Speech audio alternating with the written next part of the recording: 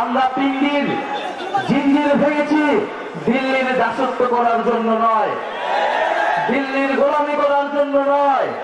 আমরা জানি বাংলাদেশের ইতিহাসে সংগ্রাম এবং প্রতিরোধের সবসময় সাক্ষ্য দিয়েছে সেই টাঙ্গাই। বলেছে ভাসানী শুধু বাংলাদেশ নয়, পুরো উপমহাদেশের একজন অনন্য রাজনৈতিক পুরুষ ছিলেন। ভাসানীর রাজনীতি শুরু হয়েছিল সেই আসামে। সেই আসামে তিনি বাঙালি মুসলমান কৃষকদের ভূমির অধিকারের জন্য, জমির অধিকারের জন্য, কৃষকদের জন্য তিনি লড়াই করেছিলেন। আমরা পিণ্ডির জিঞ্জির ভেঙেছি দিল্লির দাসত্ব করার জন্য নয়, দিল্লির গোলামি করার জন্য নয়।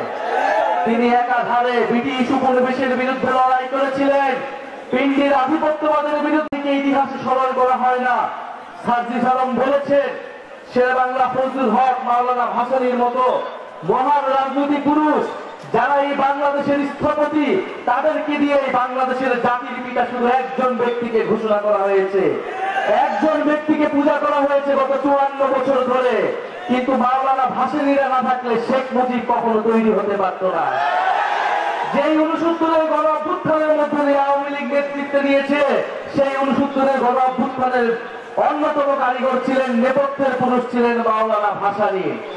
মাওলানা ভাসানী কৃষকদের জন্য লড়াই করেছিলেন, শ্রমিকদের জন্য লড়াই করেছিলেন, গণমানুষের লড়াই করেছিলেন। টাঙ্গাইল শাড়ি নামে কিভাবে ভারতে জিআই প্রোডাক্ট নিতে পারে, এই প্রতিবাদ আমরা কখনো জানিয়েছিলাম। মাত্র 2-3 বছর আগে এই ঘটনা ঘটেছে।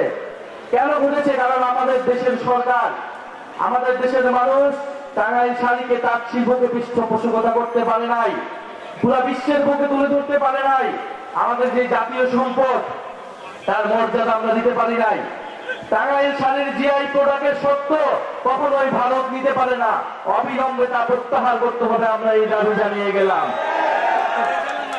আমরা তাঁত শিল্পকে পুনরুদ্ধার করতে চাই, আমরা কৃষকদেরকে নতুন করে সংগঠিত করতে চাই, কারণ আমরা কি উৎপাদন করি, কিভাবে তা বন্টন হবে এবং কৃষকরা ন্যায্য মূল্য পাবে কিনা, এর উপরে নির্ভর করবে বাংলাদেশের ভবিষ্যৎ।